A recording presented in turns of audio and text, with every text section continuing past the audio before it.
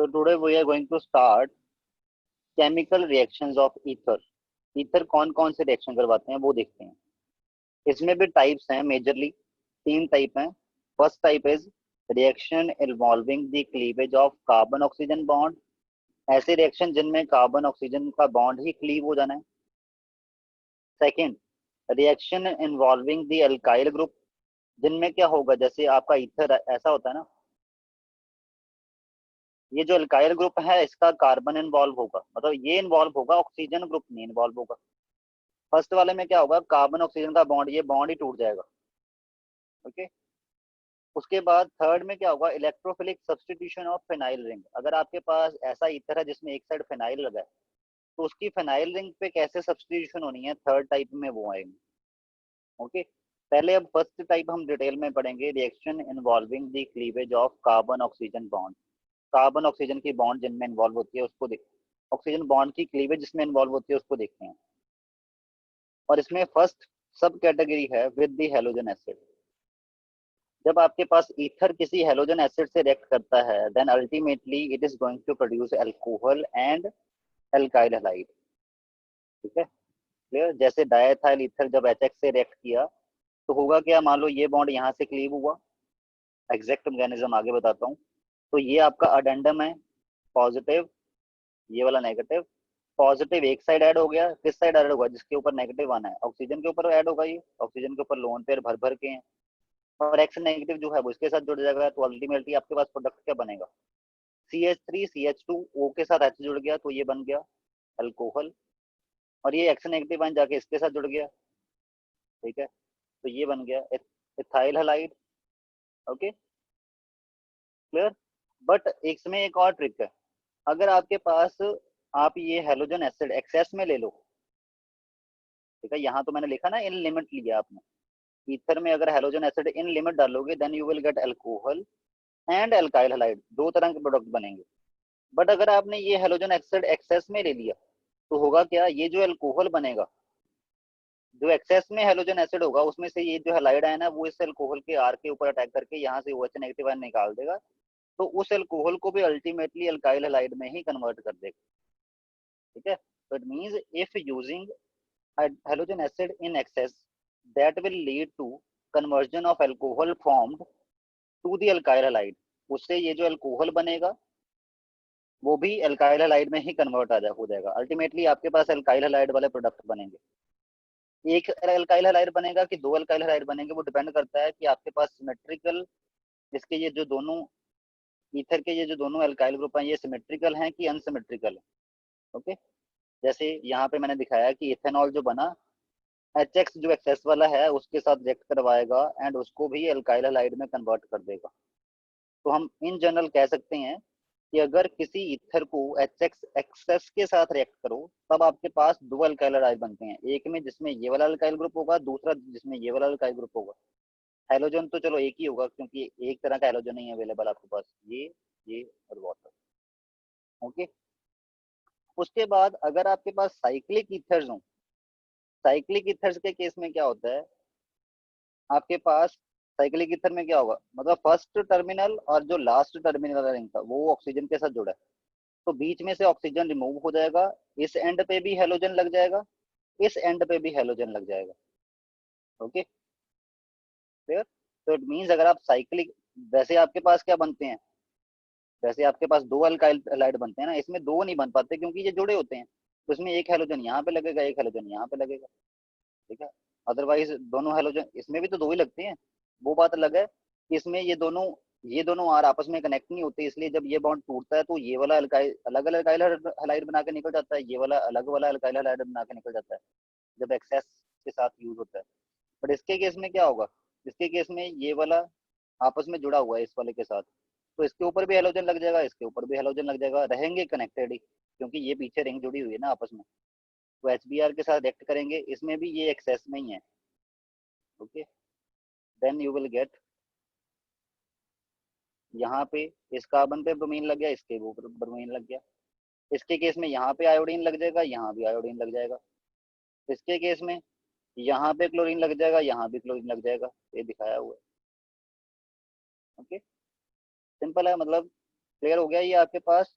जब भी ईथर्स को रिएक्ट करवाया जाता है हेलोजन एसिड के साथ एक्सेस में, तब आपके पास दो alkyl halide will be the product. But अगर साइक्लिक ईथर है तो आपके पास डाई हेलो वाला प्रोडक्ट आएगा, मतलब प्रोडक्ट एक ही होगा, उसमें दोनों दो साइड सब्स्टिट्यूशन हुई होगी हेलोजन से।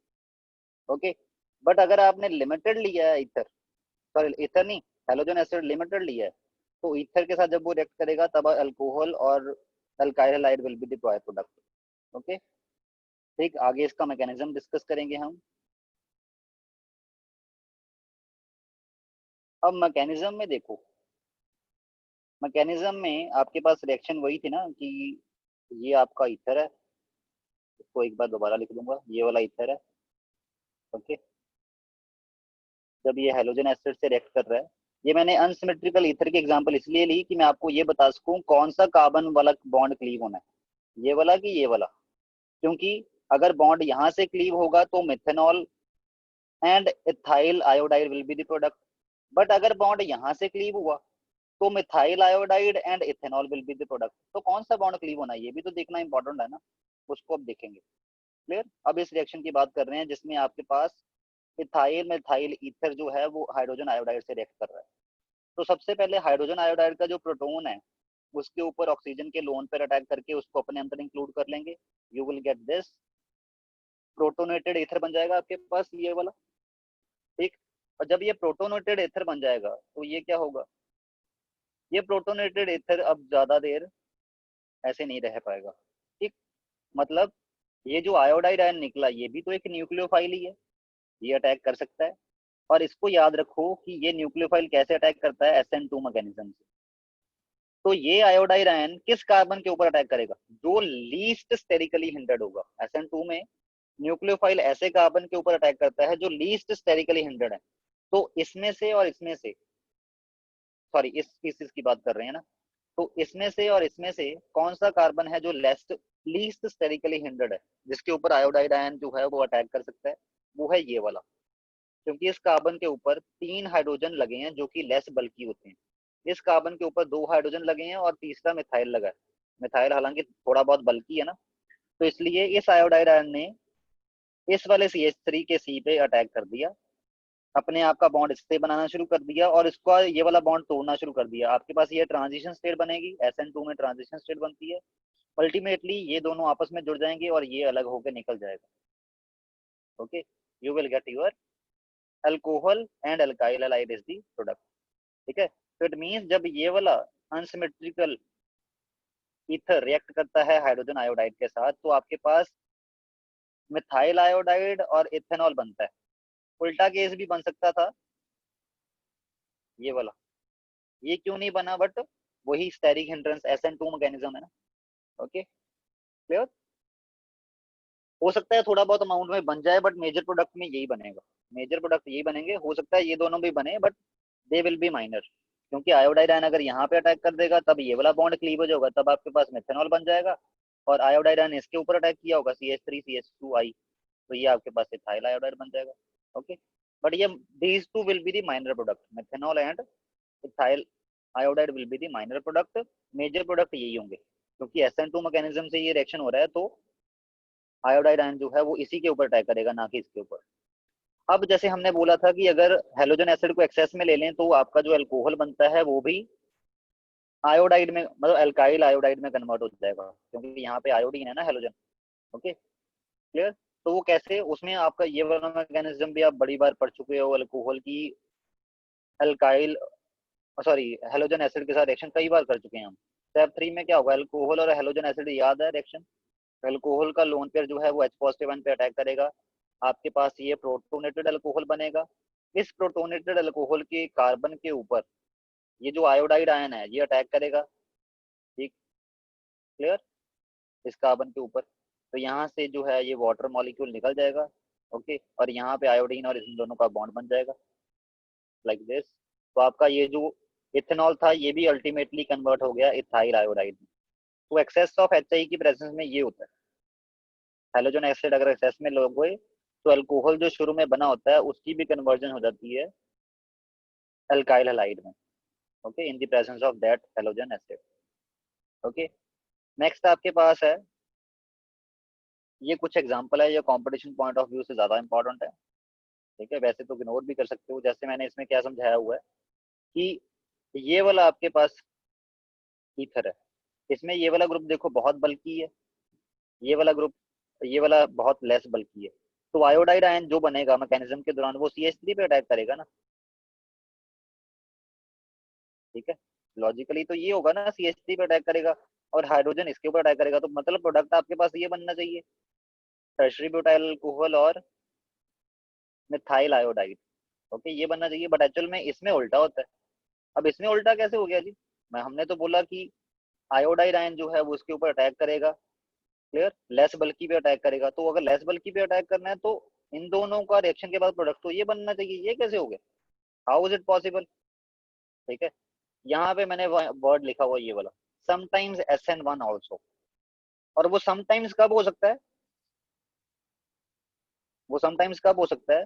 जब आपका मैकेनिज्म जो है, मैकेनिज्म के दौरान अगर ये इस पे आयोडाइड आयन अटैक ना करे और इसने खुद ब खुद टूटना हो, तो ये कौन सा कार्बोकटायन बनाएगा सबसे पहले? क्योंकि बॉन्ड जब ये टूटेगा तो एक कार्बोकटायन बनेगा एक साइड से कार्बन आयन बनेगा। तो उस टाइम क्या बनेगा? कार्बोकटायन इंटरमीडिएट होते हैं ना SN1 में, तो कार्बोकटायन कौन सा बनेगा?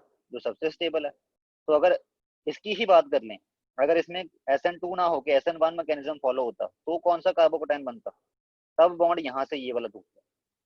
क्यों? क्योंकि आपके पास अगर ये वाला बॉन्ड टूटेगा, इसको छोड़ो, ये कार्बोकटायन क्या बनेगा? 1 डिग्री कार्बोकटायन। बट अगर ये वाला बॉन्ड टूटेगा तो कार्बोकटायन कौन सा बनेगा? Methyl carbocation. दोनों में से कौन सा कार्बोकटायन स्टेबल होता है? 1 डिग्री कार्बोकटायन। तो ये डिपेंड करता है कि स्टेप 2 में कौन सा मैकेनिज्म फॉलो हो रहा है। अगर तो SN2 फॉलो हो रहा है तो आपके पास जो हेलाइड ग्रुप है वो उस कार्बन से के ऊपर अटैक करवाएगा जो लेस स्टेरिकली हिंड्रेड है, उसके अकॉर्डिंग आपके पास कॉरेस्पॉन्डिंग एल्काइल हेलाइड बन जाएगा।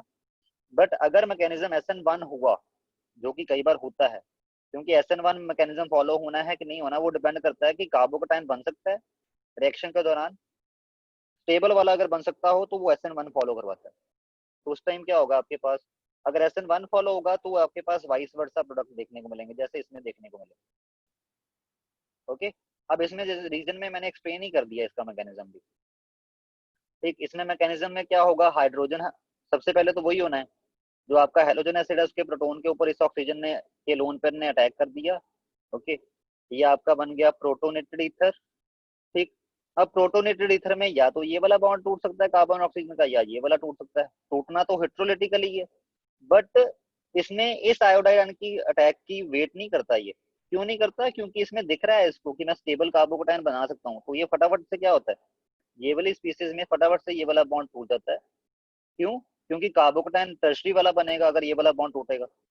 अगर ये वाला बॉन्ड टूटेगा तो कार्बोकटायन मिथाइल वाला बनेगा। टर्शरी वाला तो कई गुना ज्यादा स्टेबल होता है मिथाइल वाले से। तो इसमें आपके पास SN1 मैकेनिज्म फॉलो हो रहा है, इसमें SN1 मैकेनिज्म फॉलो हो रहा है। ओके, तो अल्टीमेटली आपके पास क्या बनेगा? ये SN1 मैकेनिज्म फॉलो जब हुआ तो आपके पास मिथाइल कार्बोकटायन बन गया और मेथनॉल ऑलरेडी बन चुका है। अब आयोडाइड जो है वो इस मिथाइल कार्बोकटायन के ऊपर फॉलो अटैक करेगा। ठीक है, तो इट मींस इसलिए आपके पास ये टर्शी ब्यूटाइल आयोडाइड और मेथनॉल एज अ प्रोडक्ट बनेगा। ओके, तो इससे यहाँ से कंक्लूजन क्या निकल के आती है मैकेनिज्म के बारे में? Sometime mechanism is SN1, sometimes it is SN2, depend upon weather carbocation form और नॉट। डिपेंड किस पे करता है कि कार्बोकटायन बनेगा कि नहीं बनेगा। विच इन टर्न, जो किस पे डिपेंड करता है कि कार्बोकटायन बनेगा कि नहीं बनेगा, वो डिपेंड करता है कि स्टेबिलिटी ऑफ कार्बोकटायन, कि अगर कार्बोकटायन बनना है तो कौन सा कार्बोकटायन बनता है, तो वो कार्बोकटायन कितना स्टेबल है। अगर स्टेबल है तो कार्बोकटायन बन जाएगा तो SN1 मैकेनिज्म फॉलो हो जाएगा, अगर अनस्टेबल है तो SN2। ओके, जैसे इसके केस में, ठीक है, इसमें एक साइड फिनाइल ग्रुप है एक साइड मिथाइल ग्रुप है, अब HBr ऐड किया। अब इसमें अगर ये SN2 मैकेनिज्म फॉलो करवाए और इसमें SN2 मैकेनिज्म ही फॉलो होना है। क्यों? क्योंकि अगर ये वाला का बॉन्ड टूटता है, ठीक है, H पॉजिटिव आयन इसके ऊपर अटैक होता है, सबसे पहले होगा क्या? इसको एक्सप्लेन कर देता हूँ थोड़ा सा मैं। इस लोन पेयर के ऊपर H पॉजिटिव आयन अटैक करेगा, H पॉजिटिव आयन के ऊपर ऑक्सीजन का लोन पेयर अटैक करेगा HBr के H पॉजिटिव आयन के ऊपर। तो आपके पास ये बनेगा। ठीक, अब इसमें ये वाला बॉन्ड टूटे तो आपके पास मिथाइल कटायन फिनाइल कटायन बनना है, जो कि मतलब स्टेबल तो होता ही नहीं है, मतलब कभी बनेगा ही नहीं, वो तो पॉसिबल ही नहीं है। ये वाला बॉन्ड टूटे तो आपके पास मिथाइल वाला कार्बोकटायन बनेगा, जो भी स्टेबल नहीं होता। तो इसमें मैकेनिज्म कौन सा फॉलो होना है, इसमें मैकेनिज्म फॉलो होना है SN2। SN2 SN2 में क्या होगा, अब Br नेगेटिव आयन अटैक करवाएगा तभी इनमें या ये बॉन्ड टूट सकता है। और Br नेगेटिव आयन किसके ऊपर अटैक करवाएगा, इस कार्बन के ऊपर, क्योंकि इसके ऊपर तो अटैक करवा ही नहीं सकता। हमें पता है बेंजीन जो है वो इलेक्ट्रोफाइल को अपने नेड़े तेड़े भी नहीं आने देती। ठीक है, तो इसने इसके ऊपर अटैक करवाया, आपके पास क्या बन गया, CH3Br बन गया, और बचा क्या इसके ऊपर O नेगेटिव। ओके, ये बन गया। उसके बाद इसके साथ क्या जुड़ जाएगा, H पॉजिटिव आयन, तो आपके पास प्रोडक्ट क्या बनेगा, you will get phenol and methyl bromide as a product. इसमें SN2 मैकेनिज्म इसलिए फॉलो हुआ क्योंकि no carbocation formation is there. वैसे भी इसके केस में कार्बन ऑक्सीजन का डबल बॉन्ड करेक्टर होता है रेजोनेंस के दौरान। Okay, also carbon oxygen double bond character, तो ये बॉन्ड तो वैसे भी नहीं टूटना था। एक तो फिनाइल कटायन जो होता है वो स्टेबल नहीं होता, इसलिए भी नहीं टूटना था, वैसे भी इस बॉन्ड का डबल बॉन्ड करेक्टर था, ये वैसे भी नहीं टूटना था, इसको यहीं से टूटना था। अब इसके केस में देखो, इसके केस में जब ये बॉन्ड यहाँ से टूटेगा तो कटायन कौन सा बनेगा, बेंजाइल कटायन, जो कि बहुत ज्यादा स्टेबल होता है।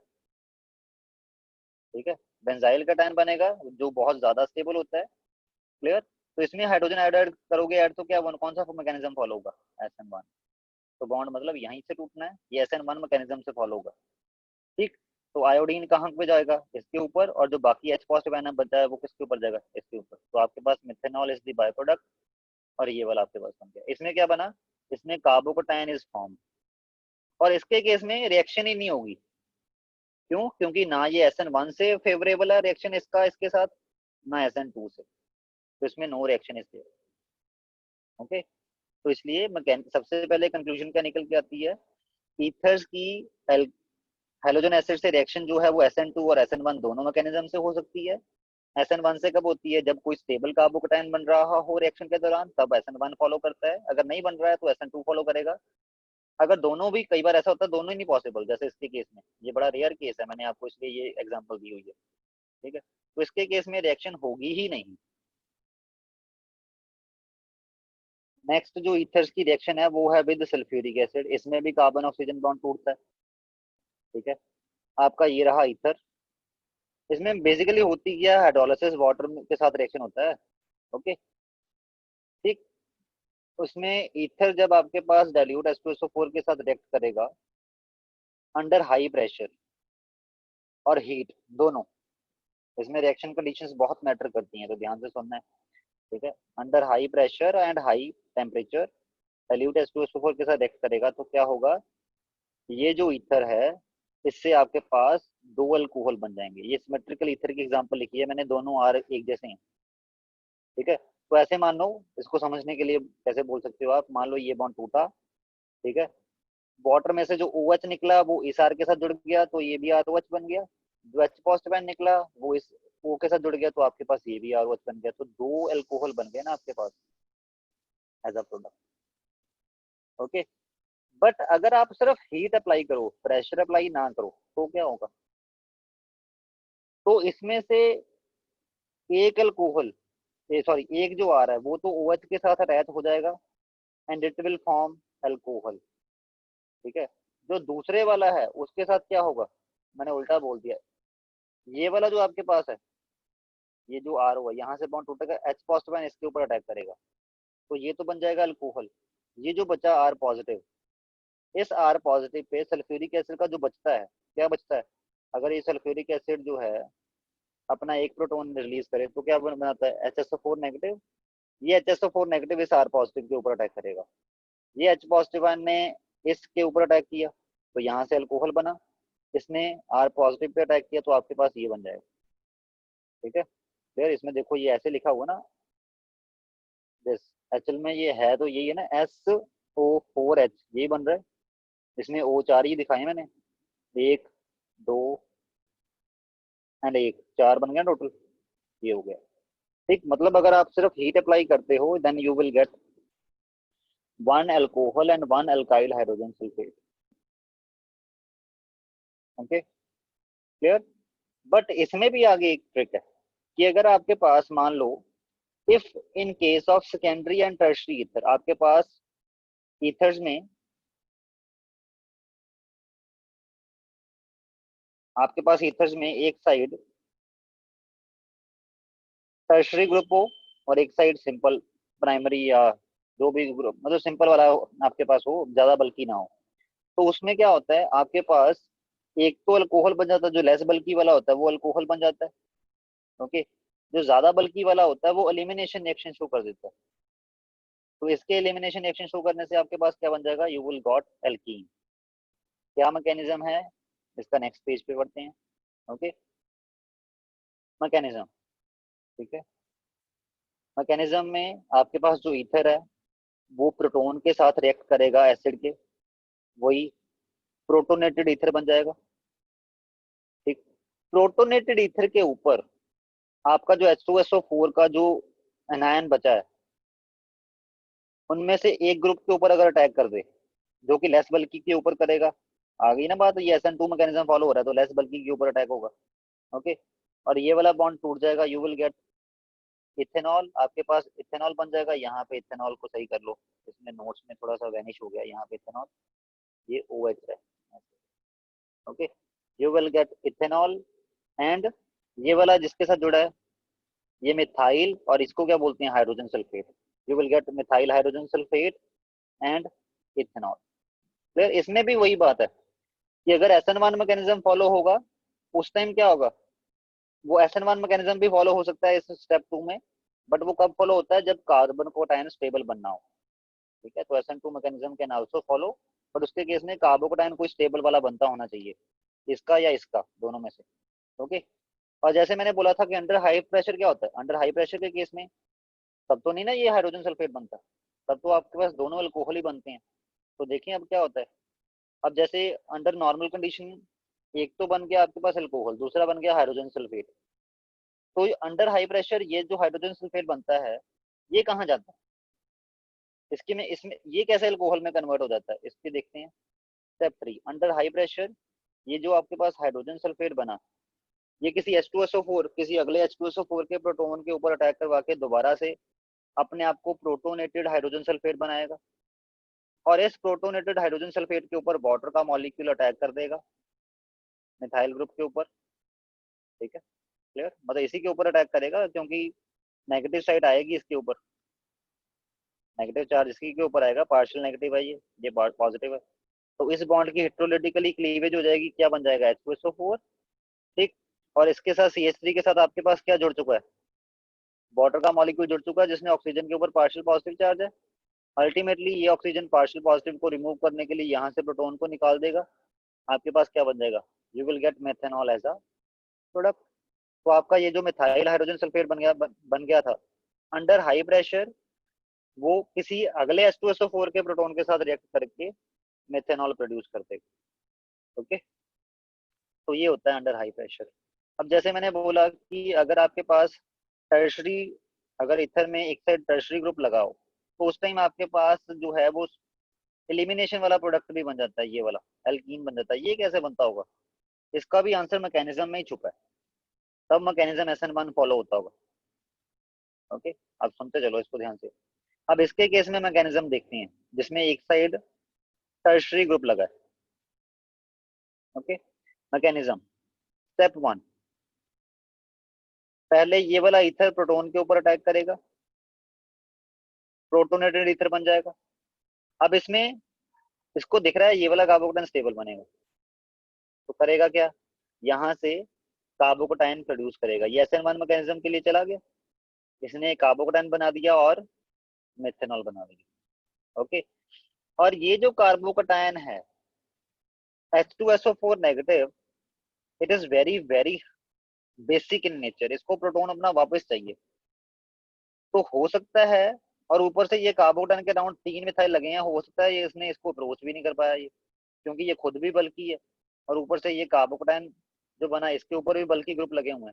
तो इसने इसको एक तो इसको प्रोटोन वैसे चाहिए, ठीक है, और दूसरा ये इसके ऊपर अटैक भी नहीं करवा पा रहा। तो इसमें हाइड्रोजन सल्फेट बनने की बजाय इसने क्या किया, साथ वाले मिथाइल का प्रोटॉन निकाल के अपने अंदर वापस ले लिया कि मेरे को मेरा प्रोटॉन वापस चाहिए था, मैं लेके चला। जिससे क्या होगा, ये वाले इलेक्ट्रॉन यहाँ पे डबल बॉन्ड बनाने के लिए आएंगे, तब आपके पास क्या बन जाएगा, you will get eliminated product, तब आपके पास बन जाएगा एल्कीन। ओके, तो ये बड़ा इंपॉर्टेंट स्टेप है। इसके केस में, इस वाले ईथर के केस में आपके पास एक तो बना अल्कोहल, दूसरे वाला ना तो हाइड्रोजन सल्फेट बना है ना अल्कोहल बना है।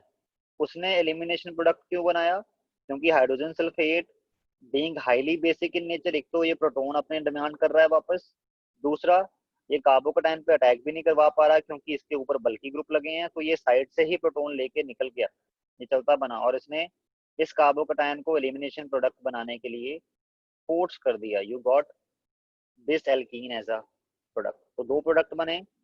ओके, एक ये वाला, एक methanol, methanol. Next is reaction with phosphorus pentachloride, कि ईथर फास्फोरस पेंटाक्लोराइड के साथ कैसे रिएक्ट करते हैं, इसको तो याद ही करना है, क्रैम अप भी करना है। मतलब ये वाला अल्काइल ग्रुप, मतलब चाहे सिमेट्रिकल ईथर हो चाहे अनसिमेट्रिकल ईथर हो, वो तो डिपेंड करता है। जो लेफ्ट साइड पे लगा है वो वाला अल्काइल ग्रुप, उसके साथ भी हेलोजन लग जाएगा। जो राइट साइड लगा है अल्काइल ग्रुप, उसके साथ भी एक हेलोजन लग जाएगा। यू विल गेट, आपके पास मोनो हेलोजनेटेड वाले दो प्रोडक्ट बन जाएंगे इसमें। जैसे ये भी इथाइल था, ये भी इथाइल था, क्योंकि ये सिमेट्रिकल ईथर है। इसके केस में आपके पास दो एटम बन गए, दो मॉलिक्यूल बन गए क्लोरोइथेन के, and POCl3 will be the by product.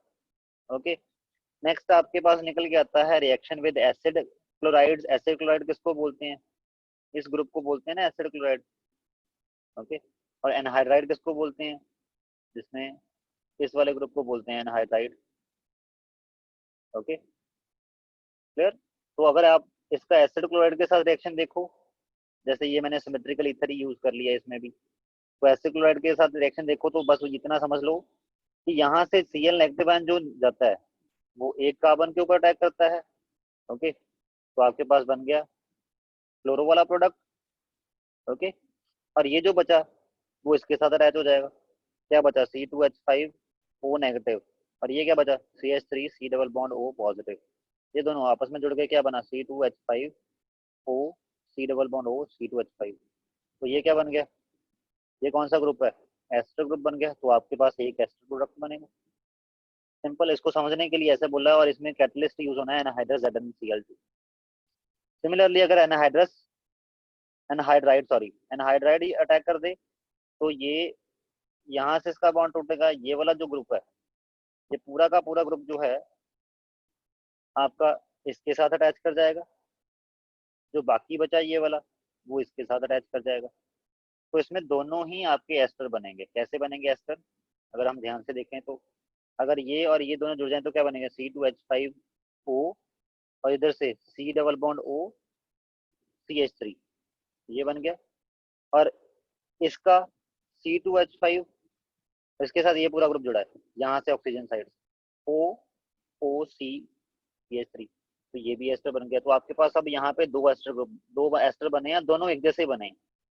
Okay, clear. इसका नेम क्या है, नेमिंग कैसे होती है एस्टर की, ऑक्सीजन साइड वाला कौन सा आपका अल्काइल ग्रुप है, इथाइल, और ये जो बचा ये क्या है, 1 2 इथेन, और इसमें एस्टर ग्रुप लगा है। एस्टर ग्रुप पे कार्बन का मुंह इसकी तरफ है ना, तो इसलिए इसमें काउंट होगा मेन चेन में। तो इसको एंड में क्या बोलते हैं, O8, इथाइल इथेनोएट बन गया इसका नेम। ओके, तो एसिड एनहाइड, जब एसिड क्लोराइड से रिएक्ट करता है कोई ईथर, तब आपके पास एक एल्काइल हैलाइड बनता है, एक एस्टर बनता है एज अ प्रोडक्ट। अगर एनहाइड्राइड के साथ रिएक्ट करे ईथर, तब आपके पास दोनों के दोनों जो है वो एस्टर प्रोडक्ट बनते हैं। दोनों सेम एस्टर बनेंगे कि नहीं बनेंगे वो रिएक्शन कंडीशंस पे डिपेंड करता है। ओके, और आपके पास ये इस पे डिपेंड करता है कि ये आर दोनों सेम है कि नहीं है, और जो एनहाइड्राइड के दोनों आर है वो सेम है कि नहीं, वो उस पर डिपेंड करता है। ओके, इसको जनरल लिख देता हूँ मैं, इसको ROR' प्लस इसमें R double dash C double bond O C double bond O R triple dash, ये सारे अलग अलग आ रहे हैं। तो इसमें एनहाइड्रस ZnCl2 डालने पे क्या होगा, आपके पास RO C double bond O R double dash and R dash O C double bond O R triple dash, ये वाले आपके पास प्रोडक्ट बनेंगे। And vice versa is also true, आपके पास 4 तरह के प्रोडक्ट बन जाएंगे इसमें, ठीक है। ये भी हो सकता है RO C double bond O R triple dash और R dash O C double bond O R double dash, ये वाले प्रोडक्ट बन जाएंगे।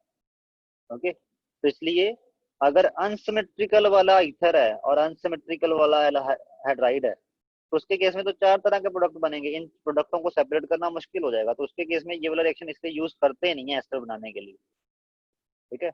अगर आपके पास सिमेट्रिकल ईथर है और सिमेट्रिकल एनहाइड्राइड है, तब एक तरह का एस्टर बनता है, तब ये यूज होता है रिएक्शन इंडस्ट्री में। अदरवाइज जब 4 तरह के एस्टर बन जाएंगे तो इनको सेपरेट करने में ही बहुत ज्यादा खर्च हो जाएगा। Okay, so this is the reactions of ether with the different reactants in which carbon oxygen bond of ether breaks। Okay, चाहे वो ये वाला हो चाहे वो ये वाला हो। आगे आपके पास और नेक्स्ट टाइप कौन सी है जिसमें अल्काइल ग्रुप इन्वॉल्व होगा, ईथर का जो ये वाला अल्काइल ग्रुप या ये वाला अल्काइल ग्रुप इन्वॉल्व होगा, this will discuss we will discuss in next time.